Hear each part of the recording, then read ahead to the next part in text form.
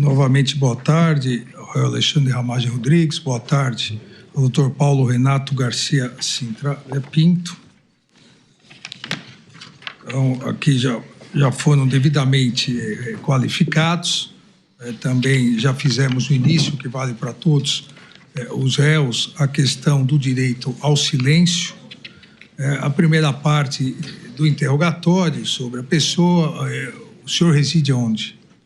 Em Brasília. Em Brasília. Uhum. Profissão? Deputado federal. Deputado federal e delegado de Polícia Federal licenciado. Já foi preso ou processado alguma vez? Não. É casado? Casado. Tem filhos? 2 filhas. 2 filhas. Idade dos filhos? 13 anos e 6 anos de idade. 6 anos de idade. Aqui, em relação à segunda parte, é verdadeira? O senhor conhece a acusação que lhe é feita? Sim. É verdadeira a acusação? Não, não é verdadeira. Não sendo verdadeira, o senhor tem algum motivo da atribuição dessa imputação do Ministério Público ao senhor? O porquê dela? Eu entendo que não há veracidade nas imputações de crimes. Estamos aqui para demonstrar a inocência. O senhor conhece as testemunhas que já foram inquiridas? Todas as testemunhas, não. Tem algum impedimento, alguma questão nenhum. em relação a alguma delas? Nenhum. Então, vamos iniciar com as questões objetivas. Eu queria somente cumprimentar o senhor, ministro relator Alexandre Moraes, o ministro Luiz Fux, o senhor procurador-geral da República, Paulo Gonet, e os demais presentes aqui.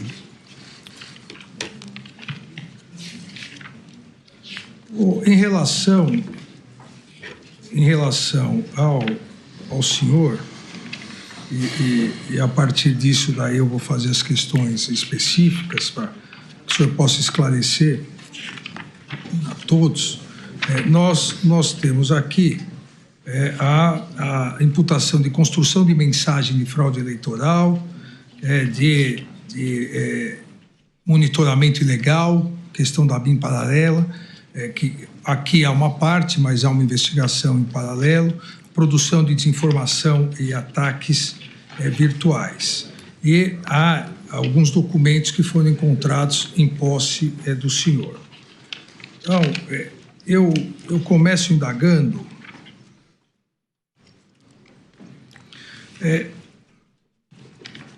qual foi a informação de inteligência que o senhor recebeu e, a partir dessa informação, ou qual foi o pedido, ou qual foi a razão que resultou da ação de inteligência para verificar em 29/7/2020, o senhor diretor da BIM, interferência estrangeira em razão da empresa Positivo ter ganho licitação no TSE. O senhor se recorda disso? Me recordo, se tratava de informações em redes sociais. A Agência Brasileira de Inteligência, como órgão de inteligência, tem a função de obtenção de coleta de informações para produção e difusão de conhecimento. Havia uma informação em redes sociais, inclusive está nos autos, uma tela que dizia que uma empresa chinesa, a Lenovo, teria adquirido a empresa Positivo, brasileira. Eu, então, apenas passei essa informação à Diretoria de Contra-Inteligência e à Diretoria de Tecnologia, que é o CEPESC, que é o Centro de Pesquisa e Desenvolvimento para a Segurança das Comunicações, para verificar. Essa informação não era verossímil, não tinha veracidade. O controle social da Positivo se demonstrava apenas de brasileiros, nacionais. Então, essa informação foi descartada, não se tornou nenhum documento de inteligência, muito menos um briefing, um informe ou mesmo um relatório de inteligência. Foi descartado. Não houve nenhuma continuidade em relação a isso? Não houve, foi descartada. O que eu explico sobre a inteligência, que essa coleta e obtenção de informações são diversas. De todas essas informações, eu digo a todos que nem 5% do que é coletado ou obtido se transformam em documentos. Exatamente por falta de veracidade, por falta de pertinência, por falta de atribuição da inteligência de Estado. A inteligência funciona acaba transmitindo documentação com um percentual muito pequeno do que acaba coletando de informações. Há uma outra questão, a imputação e uma documentação juntada aos autos, um documento, presidente TSE informa.docx. A criação ocorreu em 10 de julho de 2021, às 14 horas e 18 minutos, e a última modificação foi em 27 de julho de 2021, às 8 horas e 22 minutos, pelo usuário, entre aspas, a ramagem, né, com R só, @yahoo.com, que apresenta diversas informações, criando toda uma narrativa para desacreditar as urnas eletrônicas e o sistema eleitoral. Foi o senhor que criou esse arquivo? Sim, a ramagem é meu login, o e-mail é um login, não que tenha enviado esse documento pelo e-mail. É muito boa a alusão à data de 10 de julho de 2021 a 27 de julho de 2021. Tudo que eu coloquei, esses são documentos pessoais, são documentos privados, não houve difusão qualquer, encaminhamento qualquer desse documento, era algo privado, com opiniões privadas minhas. Todas as questões que eram anotações privadas diversas, todas essas anotações que dizem respeito à urna, ao processo eleitoral, não era concernente à urna eletrônica, mas sempre foi, em todas elas, concernente à discussão que estava tendo no mesmo período, no Congresso Nacional, na Câmara dos Deputados, que se tornou um debate nacional sobre a votação da PEC 135/2019, que a votação foi em 10 de agosto de 2021. Então, toda essa minha discussão se trata do voto impresso para fins de mais uma auditoria complementar à urna eletrônica. O que eu coloco aqui para os senhores todos, e está nessas mensagens recolhidas, é que após essa, vamos dizer assim, derrota, porque o governo Bolsonaro estava tentando, era um pleito do governo, que se passasse o voto impresso auditável. Foi uma derrota. Depois dessa derrota, essa votação, não há mais nenhuma anotação minha privada, discussão pública, não há nenhum momento que eu tenha tocado no assunto mais sobre urnas eletrônicas. Nesse documento, o presidente TSE informa, há um documento, há um trecho que diz o seguinte, abre aspas, por tudo que tenho pesquisado, mantenho total certeza de que houve fraude nas eleições de 2018, com vitória do senhor no primeiro turno, todavia ocorrida na alteração de votos. O argumento na anulação de votos não teria esse alcance todo. Entendo que o argumento de anulação de votos não seja uma boa linha de ataque às urnas. Na realidade, a urna já se encontra em total descrédito perante a população. Deve-se enaltecer essa questão já consolidada subjetivamente. A prova da vulnerabilidade já foi feita em 2018, antes das eleições. Resta somente trazê-la novamente e constantemente. Foi o senhor que escreveu esse artigo, esse texto? Esse texto está nesse documento meu privado. São 2 documentos de tudo que foi apreendido na minha residência, no meu gabinete, diversos computadores, meu computador principal, os pendrives e celulares, apenas 2 arquivos foram colocados. São a apreciação como elemento informativo, como prova nos autos. Esses 2 documentos têm essas datas anteriores desse momento auditável. São documentos privados meus, que eu não fiz difusão nem encaminhamento nenhum. Eram anotações, são diversas anotações, chegou a denúncia, eu acredito que apenas 5 delas. Nesse contexto, eu complemento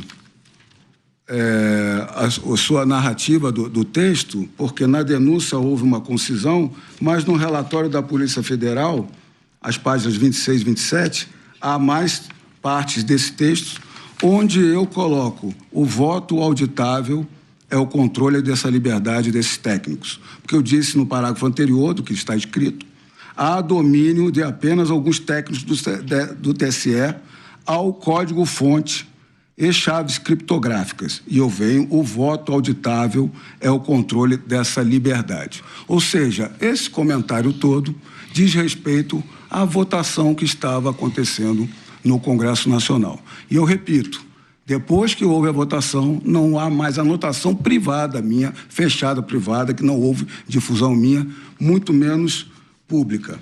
Eu digo ao senhor o seguinte, que esses dois DOC-X, são documentos sem formatação, sem destinatário, são anotações minhas. E anotação em notas. Notas é um aplicativo que é nota particular. Esse computador, onde foram achados apenas esses 2 arquivos DOC-X, é o meu computador que eu tenho desde 2019 até quando ele foi apreendido em janeiro de 2024. Então, ele perpassa toda a minha atribuição, né, como diretor-geral da ABIN, quase 3 anos. Depois, toda a minha licença para campanha eleitoral, pré-campanha e campanha, e ainda 1 ano de mandato parlamentar está usando esse computador com diversos documentos. Não há uma menção, inclusive, do pleito de 2021 sobre o trabalho de urnas. O que foi colocado aqui é sempre uma intenção de aprimoramento, e essas são as falas, senhor ministro, que publicamente, eu possuo o Twitter, hoje o X, houve 2 publicações minhas nesse momento que diferem muito do meu pensamento privado. A primeira delas, ou seja, o que eu expus publicamente no Twitter, em 24 de maio de 2021, sobre o tema. O deputado Felipe Barros havia anunciado que ele seria o relator dessa PEC, que foi votada em agosto. Eu apenas retuitei e essas foram as minhas falas. O que eu escrevi no Twitter, né? Voto auditável significa segurança ao pleito eleitoral e evolução das urnas. Assegura a integridade e transparência aos resultados do sufrágio universal. Compromisso com a representatividade popular e a democracia. Parabéns pela importante relatoria.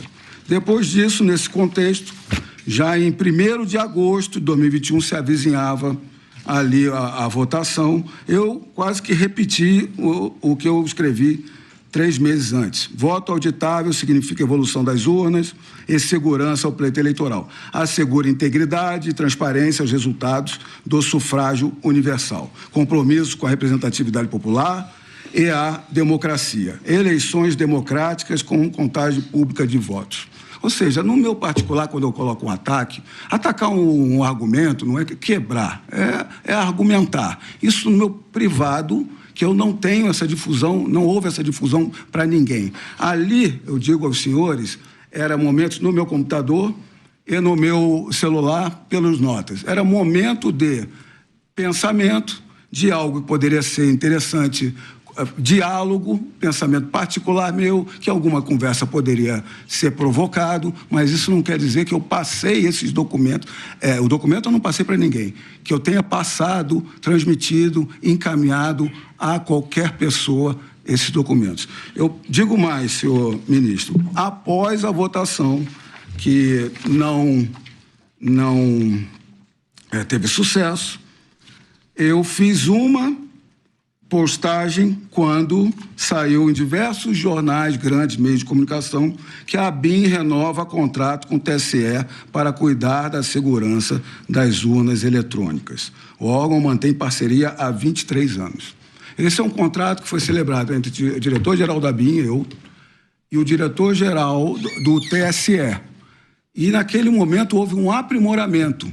Por quê? Porque a BIM trabalha com criptografia de Estado, e faz um trabalho. Ou seja, nessa publicação eu escrevi que a BIM fornece criptografia de Estado a diversas entidades, inclusive ao TSE. Buscar evolução, transparência e segurança é corolário de diversos princípios da administração pública. Ou seja, depois da votação que não empregou o voto impresso, a PEC, eu não fiz qualquer comentário, eu não tenho anotação privada alguma, e ainda fiz um trabalho em conjunto aqui, reforçando a credibilidade e a segurança que tem que ser trabalhado ao TSE. Eu lhes digo mais para entrar na questão das lives, porque fala em Constituição... Não, vamos na sequência. Okay. O senhor enviou esse arquivo, esse trecho que eu li, o senhor enviou ao ex-presidente Jair Messias Bolsonaro? Olha, o que é bom para colocar para o senhor que, de todos esses arquivos são 2, e notas 1, de tudo, dos meus alfarrábios, dos meus dispositivos, a Polícia Federal, que com certeza ela verificou todas essas minhas escritas, se houve um encaminhamento ou não, a Polícia Federal, no meu interrogatório, me apresentou uma mensagem de encaminhamento ao presidente da República. E eu confirmei, olha, esse é meu telefone, esse era o telefone à época da presidência da República. Então, aqui, senhor ministro, senhor procurador e demais, eu venho trazer para os senhores uma questão que eu acredito que, aparentemente, a Polícia Federal induziu a erro a PGR e esse órgão, essa primeira turma do STF. O senhor não encaminhou, então? Não, eu encaminhei. Só vou explicar aqui, encaminhei. O que eu vou explicar o que é isso aqui. E o que eu vou contar e declarar aqui para os senhores, eu declarei no interrogatório na Polícia Federal e eles não colocaram no relatório da Polícia Federal. Essa mensagem que está aqui, ela está no relatório, ela foi produzida em 16 de julho, ou seja, antes da live, não devia nem ter programação de live, porque a live era programada semana a semana, no contexto do voto, da votação na Câmara dos Deputados, 16 de julho. O que diz a mensagem aqui?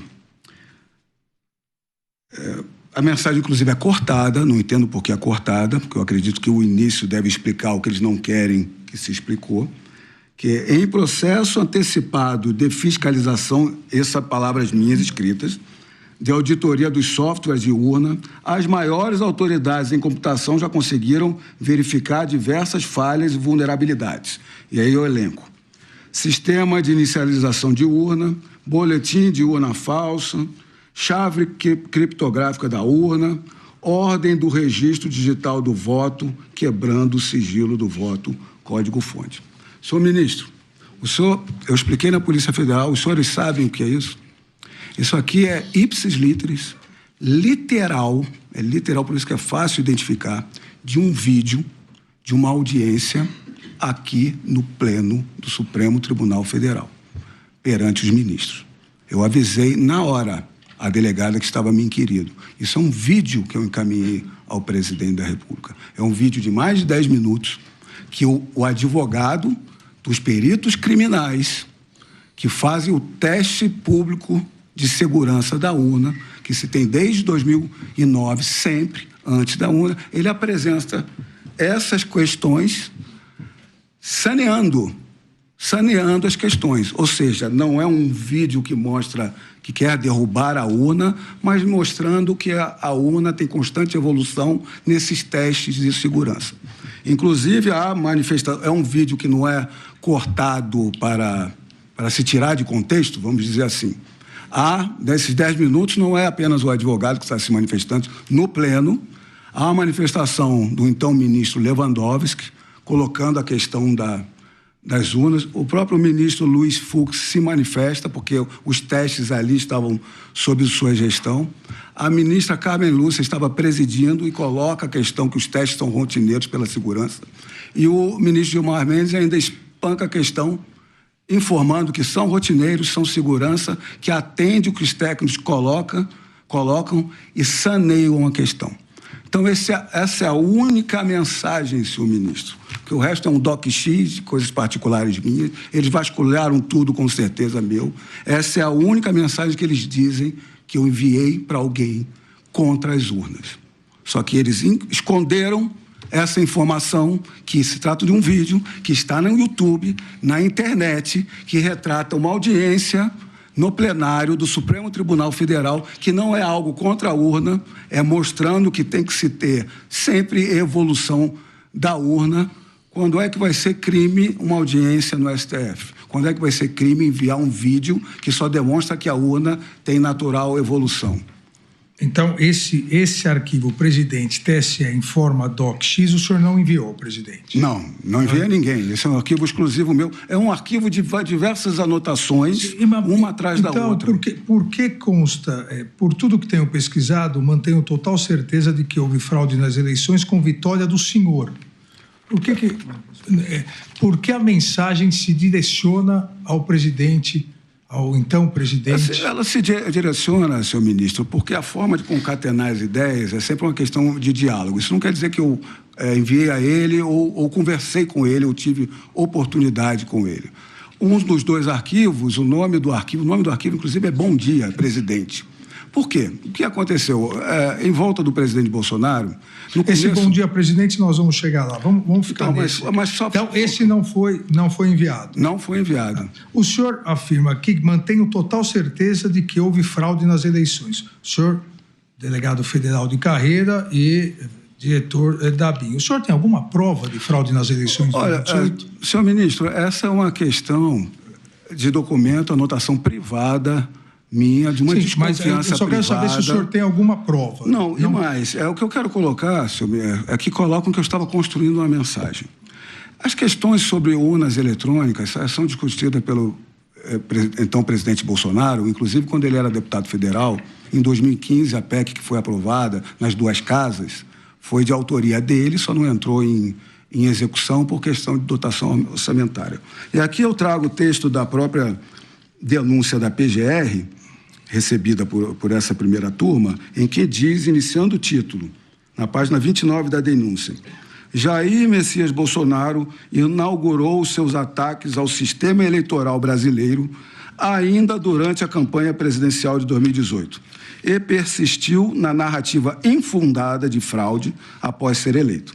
A fraude, que nunca conseguiu nem descrever nem demonstrar, teria impedido que se houvesse sagrado vencedor das eleições de 2018 desde o primeiro turno. Ou seja, pela própria denúncia, se mostra que essa alegação minha é lugar comum. Eu não estava construindo nada novo, eu não estava levando ao conhecimento nada novo, e de um documento que não foi enviado para o presidente, era algo meu de concatenar as ideias. Como eu lhe falei, a única prova que se diz contra mim não é uma prova, é um ipsis literis, verificando o vídeo, eu escrevo exatamente o que o advogado relata, exatamente.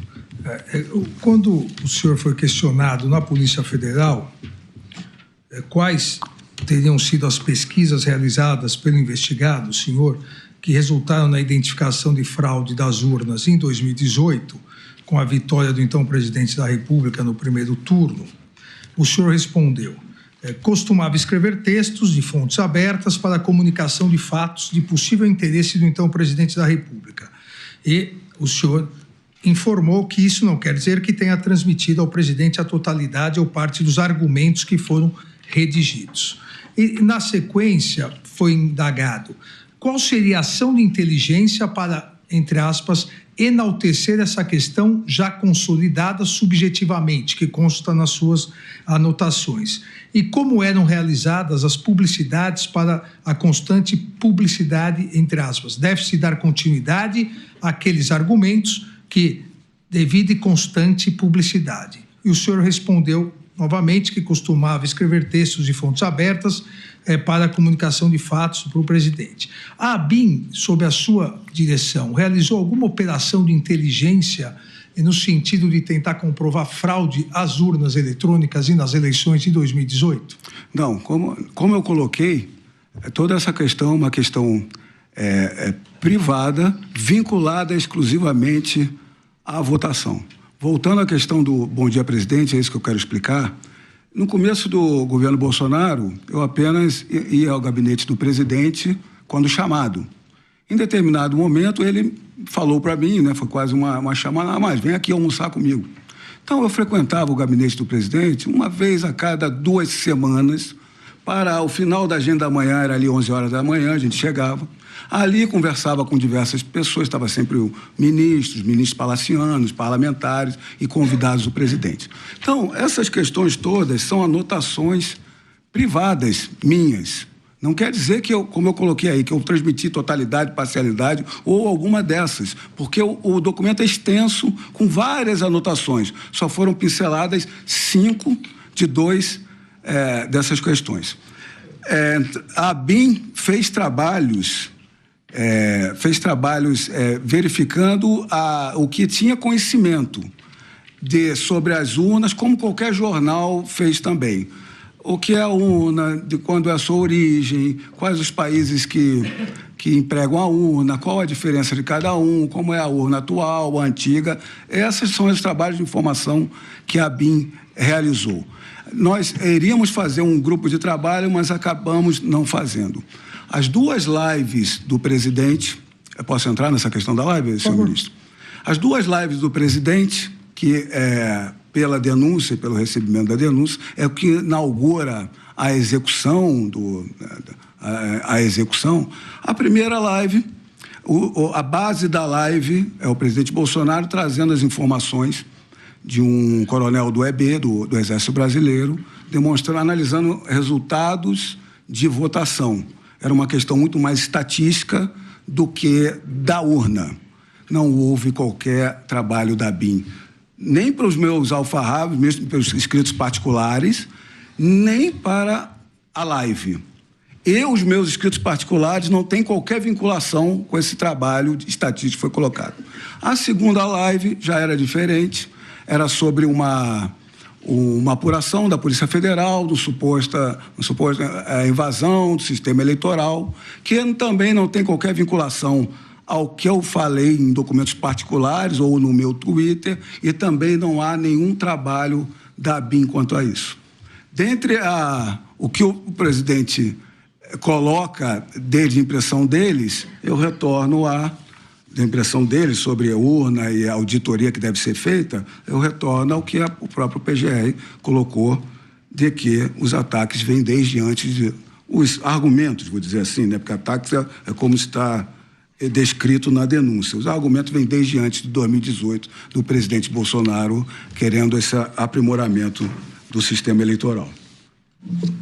O senhor tem conhecimento também do arquivo positivo.docx, nós referimos anteriormente, que possui informações da empresa Positivo Tecnologia e lista, e a Polícia Federal juntou argumentos contra a segurança do pleito eleitoral, integridade e transparência dos resultados, e também se coloca aqui que os servidores Bormevete e Giancarlo tentaram associar a empresa aos ministros Luiz Fux e Luiz Roberto Barroso. E esse documento positivo.docx apresenta também como criador e usuário o senhor. O senhor se recorda disso? Eu tomei conhecimento pela investigação, que são muitos documentos num computador.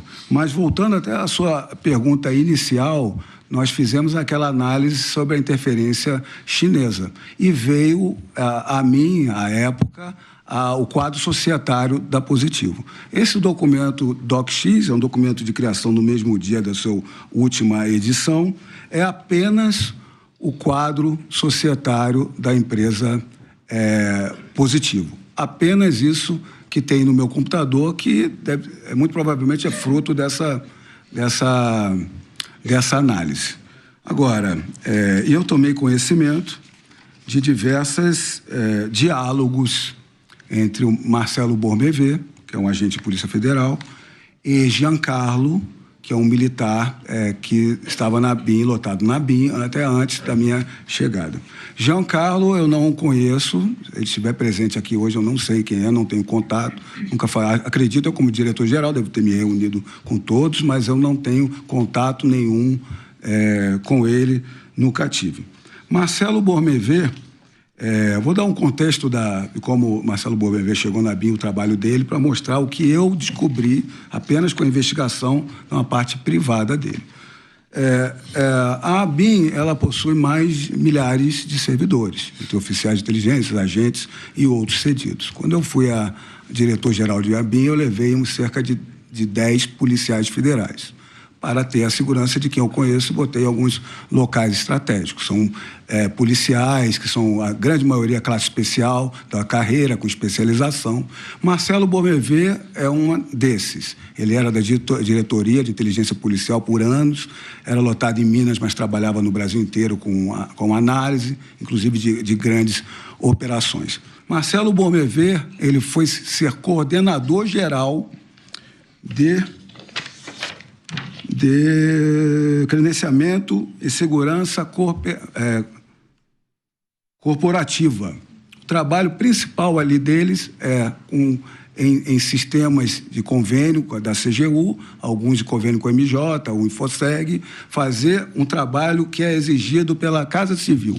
A Casa Civil tem um decreto presidencial que toda a contratação acima de um DS3, FPE 3 hoje, passa pela análise da ABIN e da CGU.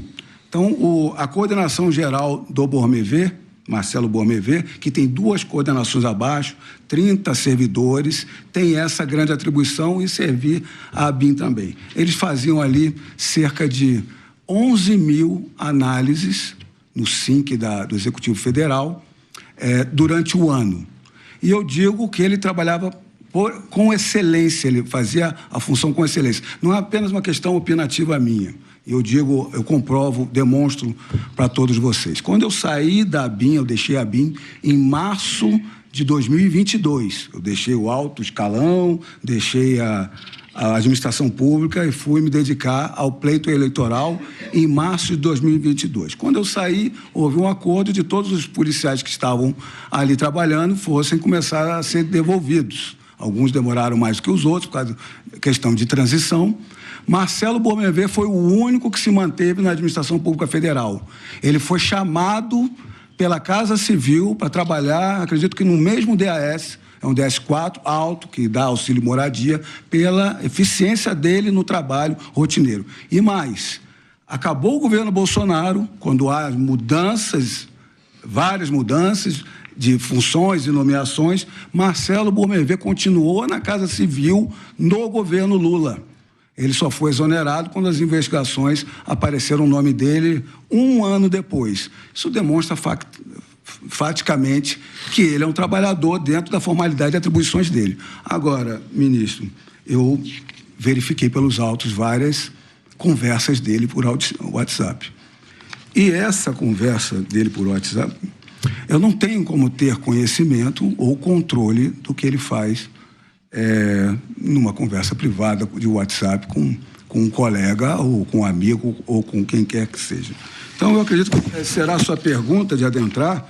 Esse diálogo deles com o Giancarlo já demonstra tudo o que aconteceu sobre essa questão do positivo, que não tem vinculação a mim, ali com um documento que só tem quadro societário. É uma conversa que envolve o ministro Luiz Fux, um assessor do ministro Barroso, e na conversa está claro que não teve orientação, não teve coordenação, determinação de qualquer, não, nem da direção geral, de qualquer setor da ABIN para essa análise, e o resultado dessa análise ele também não levou para a ABIN, para os outros setores, para subir para alguma coisa de inteligência. Está aqui que ele assistiu a um youtuber, e com o que ele assistiu no YouTube, ele verificou uma vinculação com a Positivo, com o Banco Itaú. Isso eu descobri que nesse que está no relatório, as páginas 33 e 42. Falando com o Giancarlo fala, eu li sobre isso em algum lugar. Quando eles concluíram a análise, eles decidiram encaminhar a um grupo, que eu acredito ser um grupo de WhatsApp, fora da ABIN, de conhecimento deles. Ou seja, não foi pela ABIN e não foi de fora da ABIN. O documento positivo, e aí vai um grau especulativo pela primeira vez. Pode ser que, como viram que não ia sair veracidade sobre Lenovo e não se traduziu em forma de inteligência, eles resolveram fazer por conta própria alguma coisa que não tem vinculação a mim, não tem meu conhecimento, muito menos qualquer outro setor da ABIN. O senhor já se referiu ao outro documento encontrado, Bom Dia Presidente, DOC-PX. Nesse documento, o senhor já explicou grande parte dele, mas nesse documento há uma parte que diz, que o senhor escreve, entre aspas, reunir grupo técnico de confiança para trabalho de aprofundamento da urna eletrônica. E o senhor foi, inclusive, questionado na Polícia Federal sobre qual seria esse grupo técnico de confiança que o senhor organizou para o aprofundamento dessas questões da urna eletrônica. O senhor se recorda desse grupo técnico? Quem fez parte desse grupo técnico? Muito bem. Esse arquivo também, Bom Dia Presidente, é outro arquivo DOC-X que não saiu do meu computador, não foi encaminhado. Esse diálogo demonstra claramente que se trata de uma anotação, realmente eu explico por quê, e não mensagem para ser encaminhada. Reunir o grupo técnico de confiança para o trabalho de aprofundamento da urna eletrônica. No terceiro parágrafo, são só 4 parágrafos, a questão é exatamente essa, confiança e segurança. Não há aqui algum argumento deletério contra a urna.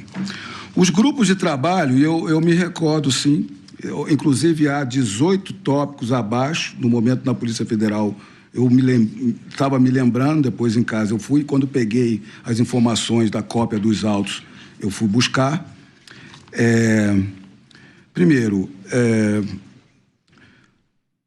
um grupo de trabalho na ABIN, ele é sempre formal, mas pode ser informal. Acontece de ser, é raro. Não houve grupo de trabalho nenhum. A intenção aqui era que, como eu coloquei agora anteriormente, a criptografia de Estado, inclusive pelo convênio que a ABIN tem no TSE, a criptografia desenvolvida para a ABIN, eu acredito que seja, é uma opinião, cogitação, que seja superior à estudada pela Polícia Federal, pelas Forças Armadas. O grupo de trabalho que eu me referi aqui, e esse Bom Dia Presidente, esse arquivo, só para voltar atrás, o início da edição, criação dele é de 2020 e final dele é 11 de março de 2021, ou seja, muito longe do que está sendo apurado aqui hoje. A intenção desse grupo de trabalho era levar a ABIN ao TPS, Teste Público de Segurança.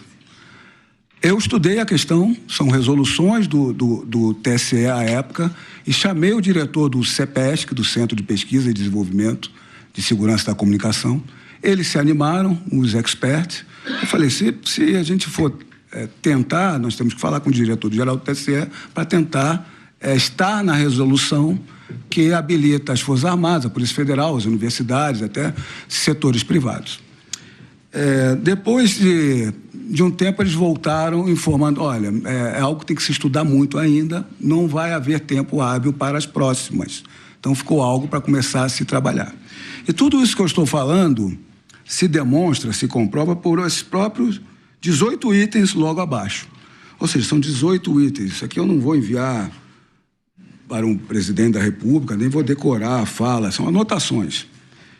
De 18, eu vou ler alguns aqui. Desenvolvimento do software, dispositivo de segurança, auditoria do código, assinatura digital, transmissão dos votos aos TREs, transmissão dos votos ao TSE, totalização dos votos. Eu saí do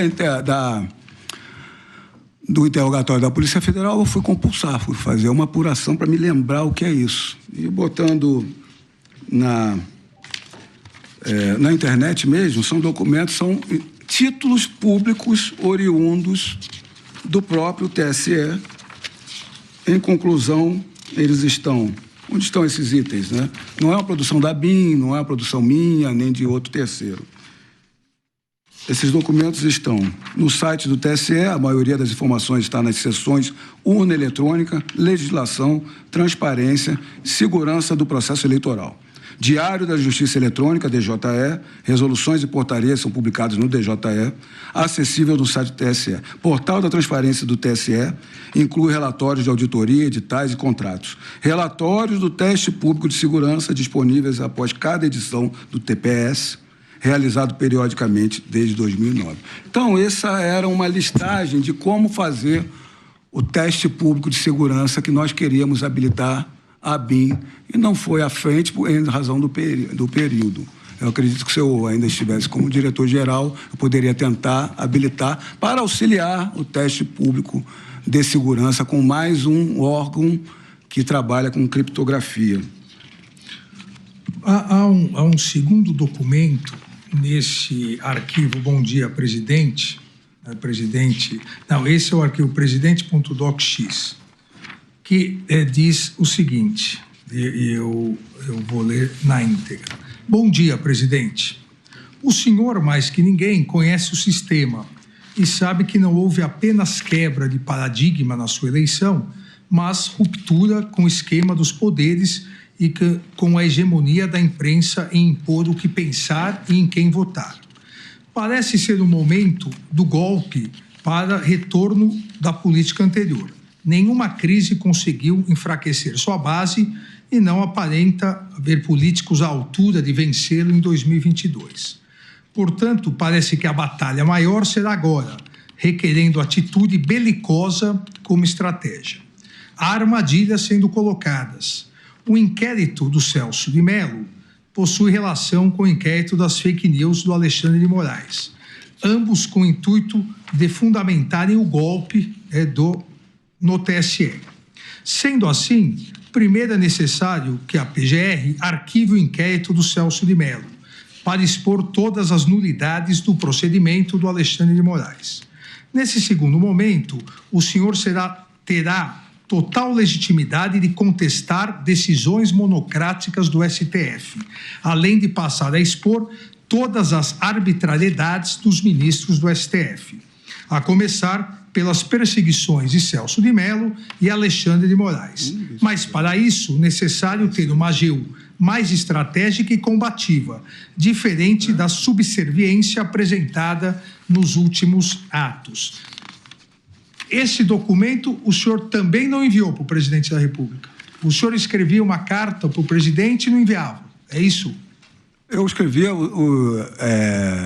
textos privados que me concatenavam a ideia para, se possível, em algum momento, ter algum debate. Então o senhor não enviou isso ao presidente? Esse aqui eu não me recordo de ter enviado essa questão para o presidente. Mas eu gostaria de assinalar algumas questões aqui. Como foi falado aqui em diversos momentos, não é segredo de ninguém que havia algumas insatisfação. Isso é da decisão judicial, uma parte fica satisfeita, a outra fica insatisfeita. Havia uma insatisfação muito grande com determinadas decisões judiciais, mas nenhuma delas foram descumpridas. Essa é a grande questão. E o que eu coloco nesse argumento todo, que eu demonstro a insatisfação, poder alegar, poder arguir, é consulta à AGU. Consulta à AGU. Já que se reclama de que há decisões do Supremo Tribunal Federal que são contrárias à lei ou que dá um prazo exíguo para cumprimento, que se recorra ao órgão de Estado, ao órgão técnico, jurídico e judicial, que tenha capacidade postulatória para se arguir, eu coloco arguir. Arguir é alegar, argumentar, como órgão técnico para haver uma contestação. É diferente de manifestações contrárias, se utilize das Forças Armadas, se utilize do MJ, da Força Policial, não. Eu estava a todo momento dentro da possibilidade de, se estão havendo decisões que se entende manifestamente ilegal, que se procure a AGU para um parecer técnico, para se cumprir ou não, mas levando à reconsideração do Supremo Tribunal Federal. Então, essa foi minha intenção sempre. O senhor não encaminhou nem ao presidente, nem ao PGR de então, nem à AGU. Ficou só para o senhor mesmo. Não, inclusive eu coloco nesse texto que o controle dentro dos autos é da PGR e do STF. Em todos os casos, um parecer técnico-jurídico darão suporte para apontar violações constitucionais e legais. Essa é a questão que eu coloco, não uma questão particular minha, de uma insatisfação que estava acontecendo, para se levar a um órgão de Estado para se verificar e questionar esse tipo de questão. Sempre dentro da institucionalidade. Nunca coloquei para o presidente, descumpra uma ordem judicial. Parecer técnico para ver se cumpre ou não, arguindo ao judiciário pelo órgão técnico da Advocacia Geral da União. Inclusive acompanhando o testemunho do AGU Bruno Bianco, e nunca foi feito isso aqui, e no momento lá, porque isso aqui foi feito, o Bom Dia Presidente... Na época não era o Bruno Bianco. Não era na época, então, era bem anterior, né, em março, né? Não havia essa questão de... em nenhum momento eu estava aqui querendo ir contra a institucionalidade, as instituições e os poderes. Só sugerindo uma via de contestação devida, regular, de um órgão de Estado. E essa outra mensagem também não era contra os poderes, também foi encontrado nesse mesmo documento. Vou ler a mensagem integralmente. Tramitou o pedido de apreensão do celular do PR, presidente da República. Aparenta que não seguirá precedente de oitiva do PR por escrito, como decidido antes por Fachin e Barroso em casos do Temer. Alexandre de Moraes preside inquérito sem provocação da PGR e sem distribuição, onde investiga fatos genéricos utilizando polícia particular e relegando à PF apenas o cumprimento de medidas. Não concede vista dos autos à PGR, AGU e OAB. Suspendeu a posse do DGPF, julgando em seguida a perda de objeto para não levar a questão a plenário, apesar de erros da AGU nesse particular. Escritório de sua esposa representa políticos do PSDB nos tribunais superiores, principalmente no STJ. Movimenta-se para arquivar, nessa quarta-feira, início de ação penal contra desembargador do TJMG, onde verifica-se sua vinculação nas investigações. Na recente troca do DGPF, perdeu o 02, Disney Rossetti, como garantia de esquemas em São Paulo. Disney Rossetti foi recentemente requisitado para a segurança e inteligência do TSE. Alexandre de Moraes foi eleito ministro efetivo do TSE nesse mês de maio. Realmente eu não vejo institucionalidade nessa mensagem, mas eu gostaria de perguntar se o senhor utilizava a BIM para monitorar ministros do STF e TSE, utilizava para mandar essas mensagens. Negativo, nunca utilizei monitoramento algum pela BIM de qualquer autoridade e, ao contrário do que foi colocado em comunicação, nós não tínhamos a gerência de sistemas de monitoramento, pelo contrário. Toda essa gerência de monitoramento, a auditoria foi feita por nós, ao contrário. Mas voltando à questão... E essa mensagem o senhor também não enviou para ninguém? Senhor ministro, essa mensagem eu estou tomando conhecimento hoje. Eu acredito que ela nem esteja na denúncia... Está nos autos. Está nos autos. Sim. É a página 10.015 do relatório da Polícia. Na verdade, do seu interrogatório na Polícia Federal. Foi, inclusive, perguntado qual seria a atitude belicosa como estratégia, quais seriam as ações de inteligência relacionadas e adotadas em relação aos inquéritos sob relatoria do ministro Celso de Mello e Alexandre de Moraes, como o senhor tomou contato com essas informações que o senhor redigiu. Isso tudo foi perguntado para o senhor e tramita. O senhor também não passou isso para ninguém? Não, eu sei que não está na denúncia, eu não me lembro de ter escrito, ou de certo que não fiz monitoramento de autoridades alguma. Se quiser, nós podemos entrar nessa questão que foi colocada na denúncia agora. Não, vamos seguindo aqui.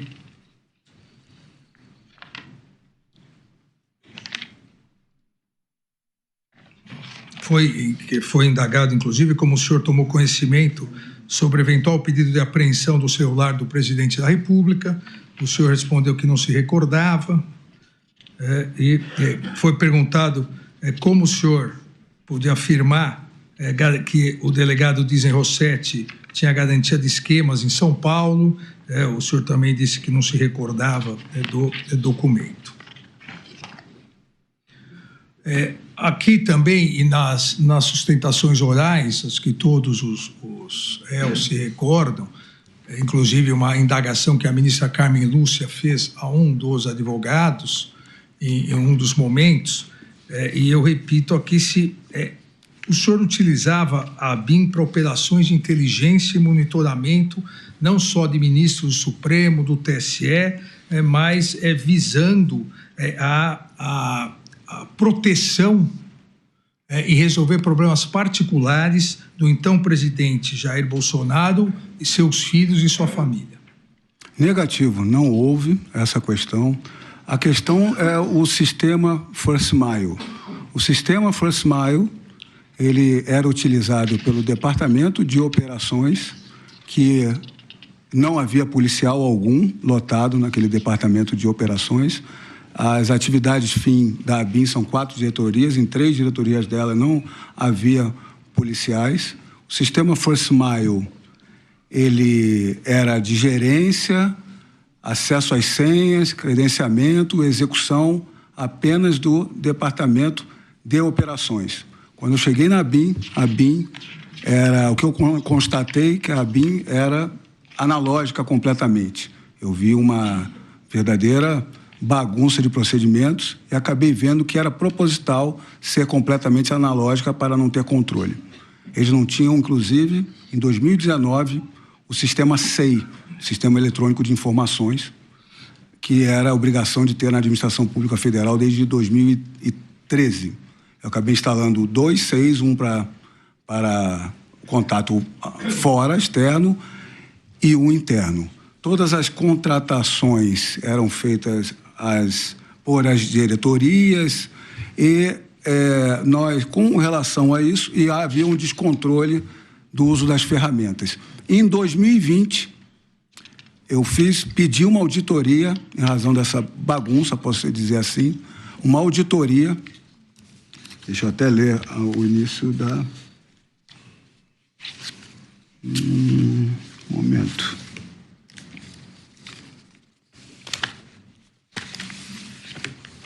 Agora eu me perdi.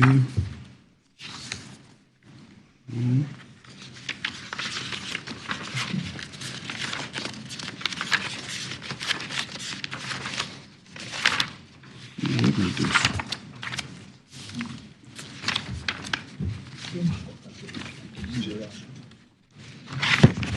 Eu solicitei, senhor ministro, em março de 2020, que consulte as unidades da ABIN envolvidas no processo de aquisição e utilização de sistemas, hardwares e equipamentos, a fim de verificar se todas as soluções disponíveis nesta agência obedecem aos limites legais impostos na atividade de inteligência. O levantamento deve conter lista de ferramentas e equipamentos, resultado da prova de conceito, conclusão do parecer jurídico e indicação de que a aquisição foi aprovada pelos órgãos de controle. Ou seja, eu fiz um pente fino na ABIN. Consultei o ministro Wagner, trouxe servidores da CGU que fizeram um controle interno da ABIN. Demoraram quase 1 ano. Vieram para todos os setores, indicando a nós que deveria fazer abrir uma coordenação de prospecção, nós fizemos, passando apenas pelos diretores, nós fizemos, e diversas medidas. Algumas ferramentas eles assinalaram como especiais, e dentre elas estava o First Mile, que era gerenciado e executado pelo esse Departamento de Operações. Diversas foram as notícias que esse equipamento não estava sendo utilizado adequadamente. Foi um equipamento que foi comprado na gestão Temer, teve prova de conceito, teve parecer da AGU, a compra dele foi regular para a utilização. O que estava sendo verificado ali é se ele estava sendo usado regularmente. E aqui eu dou exemplo de uma persecução penal, num inquérito policial. Se há uma diligência a ser feita por um agente, há uma pré-determinação, com uma fundamentação, e depois tem um resultado. O que nós queríamos é que esses logs de acesso desse First Mile viessem com a comprovação do porquê acessou e o seu resultado. Então, nós fizemos essa auditoria e diversas provas documentais mostram, estão nos autos, de que nós fomos a fundo nessa auditoria. Fizemos auditoria direta no sistema First Mile, fizemos a pergunta ao diretor-geral adjunto, que é um oficial de inteligência. Quando chegamos ao diretor de operações para cobrar essa questão, era um diretor que tinha anos de experiência, quase um ícone na inteligência, não vinha com as respostas.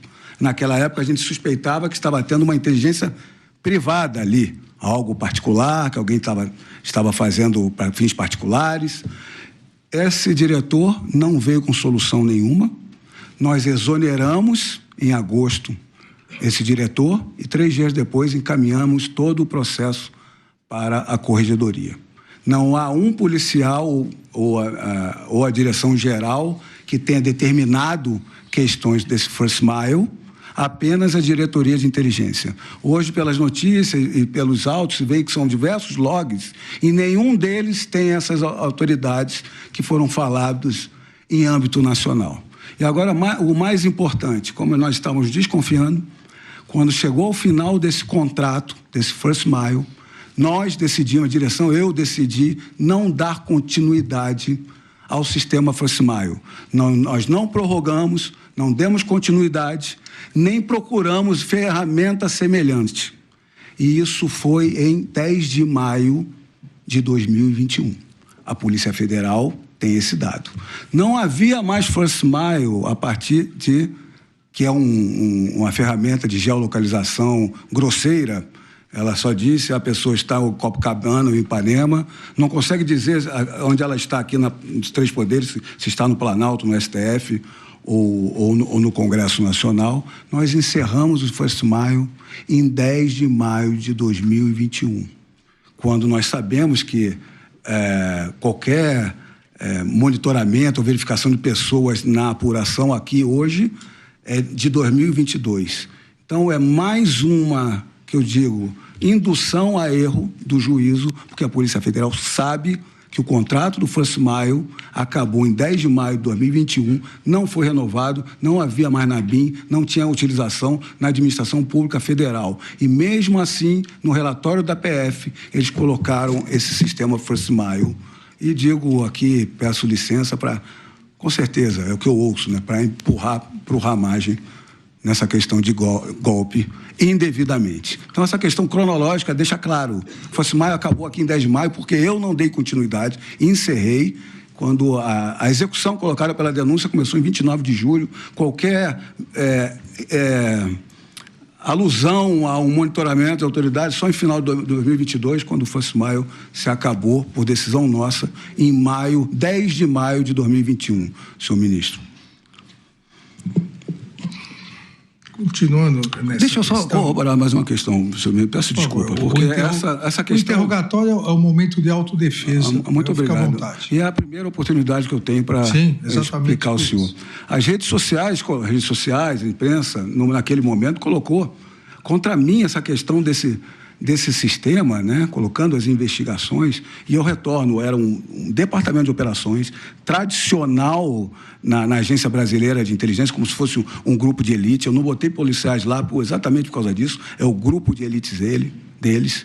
Se há alguma BIM paralela, não foi feito por servidores policiais. Nós estamos auditando, e as provas da auditoria são enormes, administrativas, de controle e depois corregedoria. Eu sou delegado de Polícia Federal, mas eu não posso atuar como diretor-geral, como apurando. A corregedoria é o local de padronização e de punição. Eu enviei a corregedoria e como é que isso bateu na minha porta? Se há alguma BIM paralela, foi de servidores, oficiais de inteligência da BIM, não foi para quem estava auditando os policiais.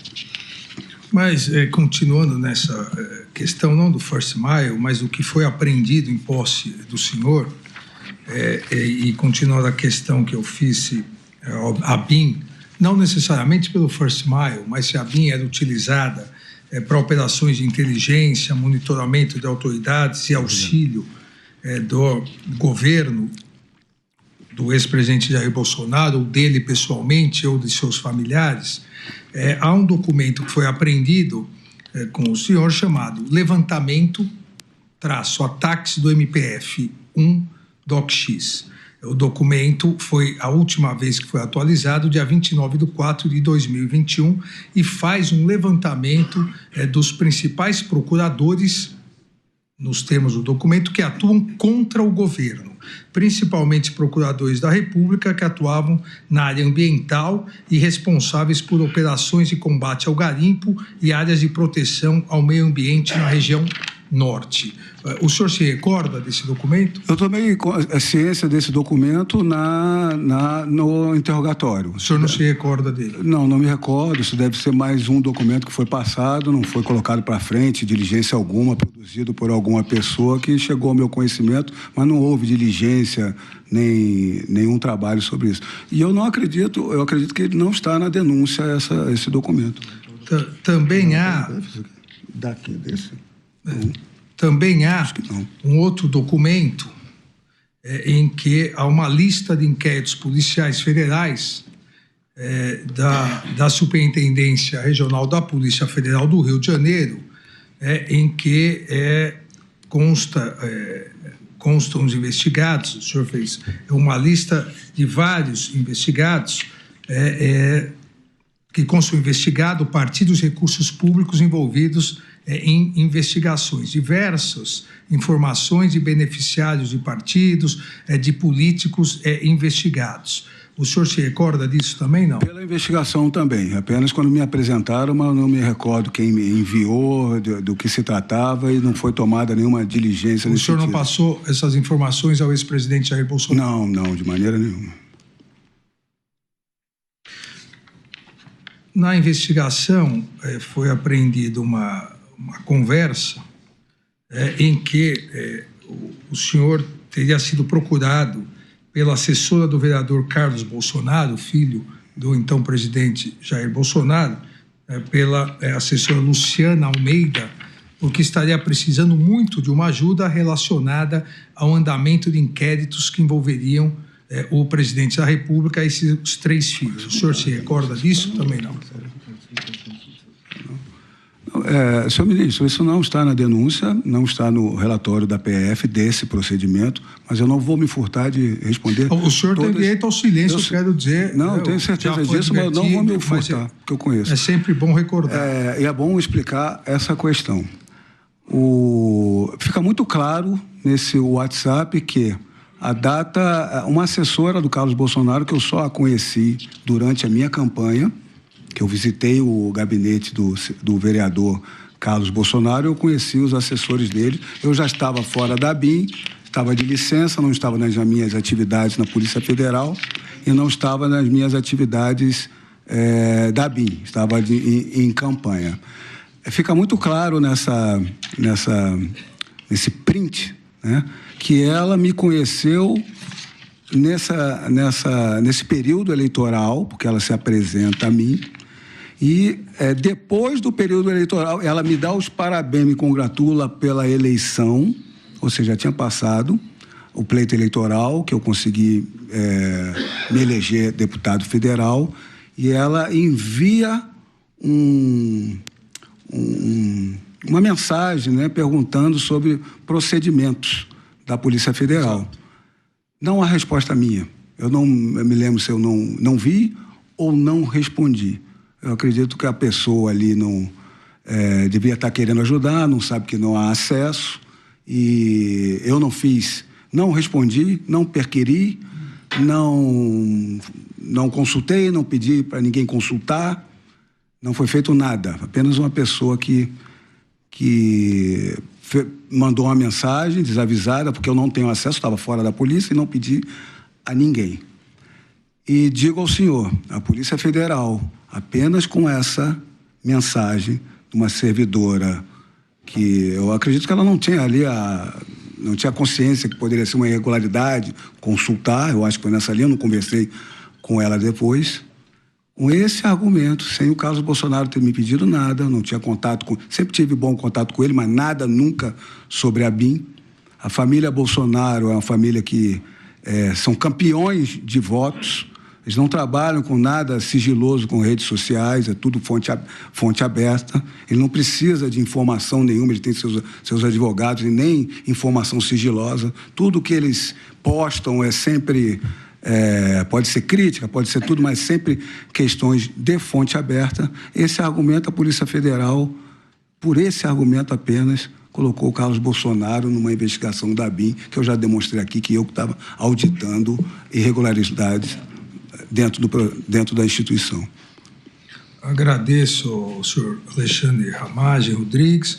Pergunto se o eminente ministro Luiz Fux deseja indagar alguma coisa, obviamente, de forma direta. Eu só queria indagar, mas antes fazer uma observação. Eu, na qualidade de presidente do CNJ e do Supremo Tribunal Federal, uma sexta-feira à noite, recebi um pedido para a liberação de 2 bilhões de reais que seria fruto de uma fraude. E eu, na qualidade de presidente do CNJ, eu sustei essa possibilidade e determinei que o juiz da causa é que analisasse. E aí, então, surgiu isso, agora que o depoente narrou, de que 2 agentes autônomos resolveram, com base nesse fato, que não sabiam nem a profundidade dessa questão jurídica, porque falava-se que levantar um cheque de 2 mil é igual a levantar um cheque de 2 bilhões. Só que eu sou juiz de carreira, eu sei que são 2 mil reais, que é o levantamento de 2 bilhões de reais. E aí, então, surgiu essa suposta intriga, porque a coisa ruim não pega em pessoa que anda correto e com exemplaridade na sua função. Mas isso independentemente disso. Eu só queria reafirmar, porque eu acho que eu ouvi isso, que o depoente ressaltou que isso foi feito por 2 agentes da BIM, sem qualquer controle da direção-geral da BIM.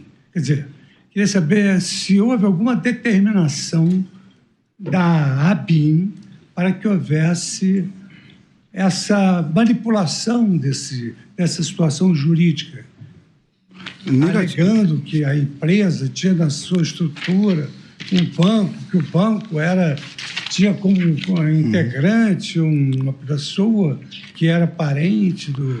Negativo, senhor ministro. Eu tive consciência dessa questão por esse diálogo dos autos, assim como o senhor. E eu vi ali, né, e ficou bem evidente, eu fico feliz com isso, que demonstra que a administração da BIM não tinha conhecimento, nem determinou esse tipo de questão. Eles colocam muito claramente ali que, olha, eu ouvi de um youtuber sobre essa questão, o outro falou, eu li em algum lugar. E começaram a ver, eu não vou me lembrar de tudo, mas o principal, o fundamental, eu me recordo. Era o Banco Itaú, e o ministro tinha uma vinculação aqui, as cotas eram tais, vamos jogar para um grupo tal. Ou seja, não houve pedido de nenhum setor da BIM, quanto mais da direção-geral, que é 3 níveis acima, e o resultado não foi para a BIM, foi para fora. Eu não vou aqui, eu não sou julgador, se é um ilícito penal, administrativo, ou só é uma reprovabilidade moral, não sei. Mas sem vinculação alguma. É a questão de que o diretor-geral da Polícia Federal, compra o armamento. Eu não posso ser responsável pelo erro do armamento de quem está no fronte. E esse servidor, Marcelo Bovenvel, eu conheço, ele é de excelência, capacidade, como eu demonstrei aqui, depois ele foi convidado para a Casa Civil, para um DAS, ao sair da BIM, e no governo Lula ele se manteve. Então ele sempre cumpriu as suas atribuições com excelência, ele é um grande analista da inteligência policial. Eu não tenho como controlar, saber o que ele faz no ambiente interno ali de comunicação de WhatsApp deles. Então, na verdade, não é possível que a BIM tenha arapongas autônomos que fazem o que querem. Olha, e essa era a minha discussão. Quando eu adentrei a BIM, eu vi essa proposital analógico, nós em 2019, eu fiz esse pente fino de tecnologias, quando você bota todos os softwares, hardware, equipamento, é pente fino, até câmeras, e fizemos. Nós ainda, eu trouxe um perito da Polícia Federal, que já foi o coordenador de orçamentário financeiro, classe especial, para fazer prova de conceito, para começar a verificar, porque eu vi que eles andavam com objetivos próprios, se capacitavam para sair da ABIN e não trabalhavam para o cerne da questão. A ABIN só obtinha conhecimento, não trabalhava a ABIN. Na nossa gestão, minha e do general Heleno, o CISBIM começou a ser alimentado, eu comecei a fazer convênios com a CGU, com o Ministério da Justiça, isso tudo é catalogado, os logs, e começamos a trabalhar a prova de conceito para verificar isso que eu falei, que a gente tem a Polícia Federal. A polícia no Brasil é o órgão mais controlado de polícias, acredito, no mundo. Nós temos o controle judicial, do Ministério Público Judicial e externo, nós temos a própria Controladoria, a Corregedoria, o TCU. Nós estamos acostumados ao controle. A ABIN não tinha. E é um controle do legislativo que não é eficaz. Então, nós levamos sistemas, que os sistemas sejam logs, para nós verificarmos quem está acessando o quê.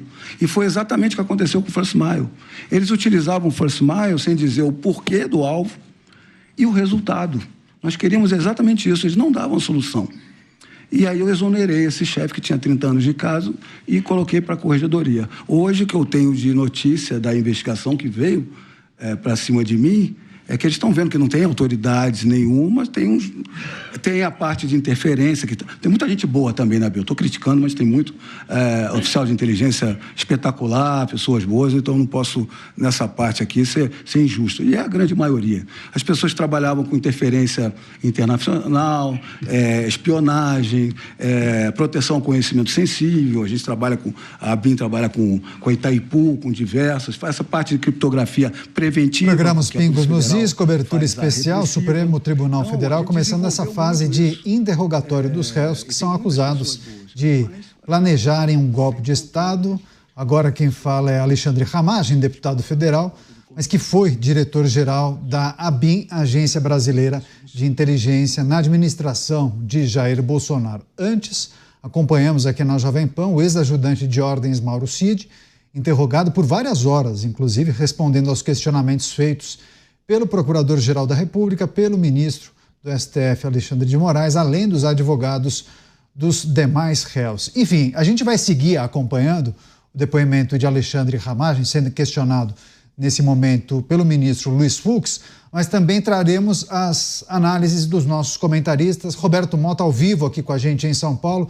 Mota, vários aspectos para a gente analisar. O que mais lhe chamou a atenção no depoimento de Mauro Cid, ex-ajudante de ordens, enfim, o que é preciso ser considerado nesse momento? O que a gente viu foi um interrogatório bastante detalhado, fazendo perguntas sobre declarações, sobre ações, locais, documentos, uma tentativa de criar um fio condutor para essa ação, né? No caso do Mauro Cid, eu não vi muita novidade. Mais ou menos tudo o que a gente já sabia. Em vários momentos, o Mauro Cid se posicionou bastante claro.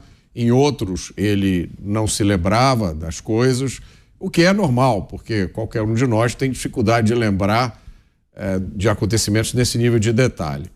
Aqui no caso do Ramagem, ele também está sendo confrontado com uma série de documentos e está dando explicações sobre envolvimento ou não da ABIN, uso da ABIN para levantar informações. De novo, nada de novo, não há nenhuma novidade aqui. E o que a gente fica pensando é onde que esse processo vai levar, né? Onde esse relatório, onde esse interrogatório vai chegar. O país está passando por um período muito confuso, é difícil a gente olhar para esses processos que estão acontecendo e imaginar que isso vai levar o Brasil para um lugar melhor. Eu vejo aí uma mistura de várias questões, né? Principalmente uma questão política. Eu continuo achando que o tribunal não é o melhor lugar para se resolver questões políticas. Isso está tudo misturado nesses inquéritos aí. Muitas vezes parece que o que está sendo feito é um julgamento, não de uma tentativa de golpe, mas um julgamento das pessoas de uma forma geral do governo passado. Está tudo muito misturado aí. Eu tenho dificuldade de ver como o Brasil vai sair dessa confusão. Iniciada a fase de interrogatório aqui no Supremo Tribunal Federal, as figuras que são acusadas de supostamente planejarem um golpe de Estado. E, nesse momento, quem fala é Alexandre Ramagem, é deputado federal, mas foi o chefe da ABIN, diretor-geral da ABIN, Agência Brasileira de Inteligência, na administração de Jair Bolsonaro. Chama agora o Luiz Felipe Dávila, que também acompanha desde as primeiras horas da tarde, primeiramente o depoimento de Mauro Cid, ex-ajudante de ordens, e agora Alexandre Ramagem. Você, Dávila, seja bem-vindo, viu? Ótima noite a você. É importante só a gente lembrar a nossa audiência que Mauro Cid fechou um acordo de delação premiada. Então, o que ele revelou no dia de hoje precisa corresponder ao que foi dito à Polícia Federal. Enfim, o que mais lhe chamou a atenção, a versão dele parece comprometer algumas figuras, algumas pessoas, Dávila? Boa noite, Caniato, a nossa audiência.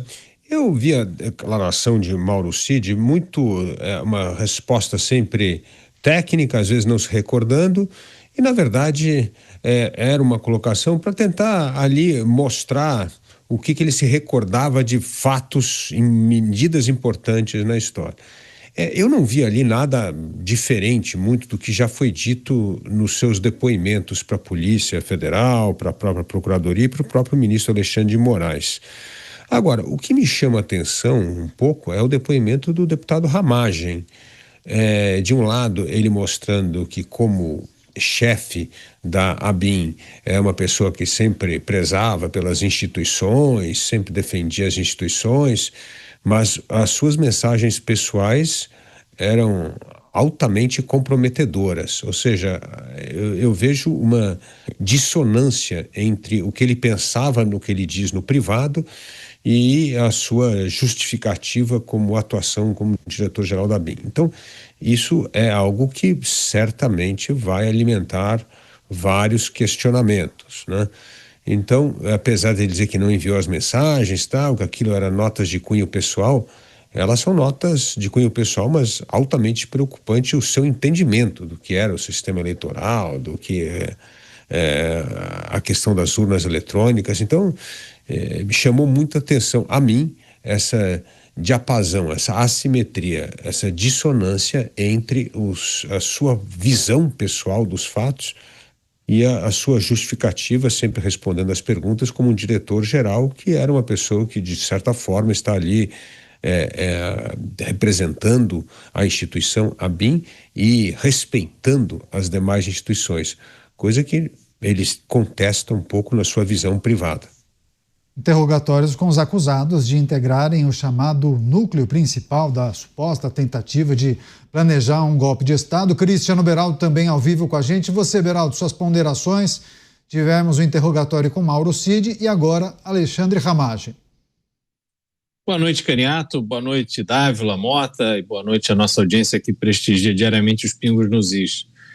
Caniato, eu acho interessante a gente destacar, primeiro, no depoimento de Mauro Cid, a sua constante preocupação em não cair em contradição, claramente nervoso no sentido de medir as suas palavras, sempre fazendo um cálculo com aquilo que está na sua delação premiada. A gente precisa lembrar, e aliás isso foi inclusive objeto de arguição ali em um determinado momento, que Mauro Cid teve uma conversa privada revelada em que ele declarava que havia sido pressionado para falar determinadas coisas em sua delação premiada. Então, caso caia em contradição, uma vez que ele teve o benefício da delação premiada, ele obviamente pode perder esses benefícios e ser preso novamente. Em relação a Alexandre Ramagem, ele é um delegado da Polícia Federal, bastante habituado a esses momentos de tensão. Ele tem demonstrado ali um conhecimento profundo desse processo, as suas declarações, os documentos, faz referência, por vezes diz que o documento a qual se refere o ministro Alexandre de Moraes não está no processo, enfim. Então ele é bastante preparado e tentando passar uma segurança, tentando passar uma firmeza, mesmo diante de uma situação em que, como destacou bem o Dávila, é difícil você dizer que aquelas anotações são anotações que ele não discutiu aquilo com ninguém, são opiniões bastante firmes em relação a determinados assuntos que são objeto desse processo. Agora, tem duas outras questões importantes para serem declaradas. Primeiro, eu acho não só um constrangedor, mas também uma demonstração do que é a nossa justiça hoje, quando se tem depoimentos que tratam de um possível plano para prender e documentos que criticam, que tecem críticas diretas ao ministro e seus familiares, e o próprio ministro conduz esse processo, esse julgamento. E isso, obviamente, gera um sentimento diferente do julgador, o que é natural do ser humano. Não me parece razoável que o juiz que era o objeto de uma eventual prisão, enfim, era isso que se discutia ali, segundo o depoimento de Mauro Cid, ele próprio esteja ali ouvindo os depoimentos e atuando, né, como o relator desse processo. Então, eu acho que isso demonstra o que é a justiça brasileira hoje, né, o ponto que chegamos. Esse julgamento deveria ser conduzido por aqueles juízes que não estão citados. Caso contrário, você desperta uma tendência a suas emoções pessoais interferirem no julgamento da lei, que é o que basta. E outra coisa que eu queria destacar é que há uma confusão, ao que parece, eu não sou advogado, mas há uma confusão, ao que parece, no que diz respeito a opiniões e aos atos. Você não pode pegar uma opinião, por mais que seja uma opinião absurda, por mais que seja uma opinião dura, é uma opinião. As pessoas têm que ter a liberdade de terem a sua opinião. Mas ter opinião não pode ser criminalizado e é preciso se ater aos atos concretos que estejam em desacordo com a lei. E me parece que há ali um caminho para usar de determinadas opiniões para colocar os réus numa posição de cometimento de crime, e é preciso ter muito cuidado em relação a isso. Pois é, foi na parte final, inclusive, do depoimento de Mauro Cid, dizendo ao ministro do Supremo que militares o xingaram em uma reunião, e aí ele acabou justamente questionando em relação a esse momento. Olha só, vamos acompanhar mais a manifestação, possivelmente do advogado de Alexandre Ramagem. Daqui a pouco a gente volta e traz outras análises com os nossos comentaristas. Vamos seguir acompanhando a fala, neste momento, do advogado de Alexandre Ramagem. Após outubro de 22, como foram os seus meses, assim, sua perspectiva pessoal e profissional, sobretudo em novembro e dezembro de 2022? Por favor. Sim, em março de 2022, eu me afastei, fui exonerado em 30 ou 31 de março para concorrer ao pleito eleitoral a deputado federal no Rio de Janeiro. Tirei licença para eleitoral, fiz pré-campanha e campanha. Todos nós sabemos como é árduo, difícil o trabalho numa campanha eleitoral. E eu, que não era muito conhecido, é uma campanha que você tem que realmente se dar à população, viajar, mostrar quem é, mostrar seus propósitos, trabalhar. E, felizmente, eu fui eleito deputado federal e não fui dos mais votados. O Rio de Janeiro tem 46 deputados, eu fui ali pelo 30 e pouco, mas eu tive a grande vitória de ter votos em todos os municípios do Rio de Janeiro. Isso demonstra um trabalho que foi feito de credibilidade. Eu não tive contato mais com a administração pública, nem de alto nível, nem como servidor público. Eu me dediquei exclusivamente, não tive contato, não estive em reuniões, não estive em planejamentos, não estive em nenhum desses momentos. Após o pleito eleitoral, para o segundo turno, eu me mantive no Rio de Janeiro. E nas eleições era mote de alguns deputados falar de urnas eletrônicas, não foi o meu, eu não toquei no assunto urnas eletrônicas. E continuei no segundo turno para auxiliar, dar a minha contribuição ao segundo turno no Rio de Janeiro, ao candidato a presidente, o Jair Messias Bolsonaro. Com a derrota, eu tenho residência no Rio, tenho residência aqui em Brasília. No ano eleitoral de 2022, as minhas filhas ainda estavam estudando aqui em Brasília. Eu retornei a Brasília não apenas por causa disso, mas porque eu já não estava mais na BIM e acabou minha licença eleitoral. Eu me apresentei na Polícia Federal e cumpri meu serviço na Polícia Federal algumas semanas, tirei uma parcela de licença capacitação e tirei férias em janeiro. Eu me dediquei em dezembro a montar meu gabinete, é uma virada de chave completamente, todos devem presumir isso, e montar o gabinete em Brasília, você precisa do componente técnico, administrativo, eu me dediquei muito a essa questão. É isso. Excelência, obrigado. Sem mais perguntas. Agradeço, doutor Paulo Renato. Eu passo, na sequência, a palavra ao doutor Demóstenes Torres. Sem perguntas, Excelência. Agradeço, doutor Demóstenes. O doutor Elmar Novak. Sem perguntas, Excelências. Obrigado. Agradeço, doutor Elmar. Doutor Matheus Milanês. Sem perguntas, Excelência. Obrigado. Agradeço, doutor Celso Vilardi. Sem perguntas, Excelência. Agradeço, doutor Andreu Farias. Sem perguntas, Excelência. Agradeço, doutora Milena Gaudiano. Boa noite, Excelência. Boa noite, ministro Luiz Fux, doutor Paulo Gonet, colegas advogados e demais presentes. Sem perguntas também pela defesa do general Braga Neto. Então, eu agradeço ao doutor Paulo Renato Garcia Sintra Pinto, agradeço ao senhor Alexandre Ramagem. Muito obrigado, senhor.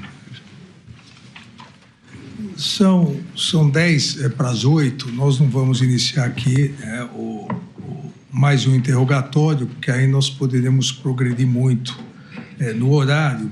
Então, nós vamos encerrando os interrogatórios na data de hoje. Eu suspendo a presente audiência, vamos retomar amanhã, conforme já previamente agendado, dia 10/6, às 9 horas, onde continuaremos com os interrogatórios da ação penal 2668, começando pelo réu Almir Garnier Santos.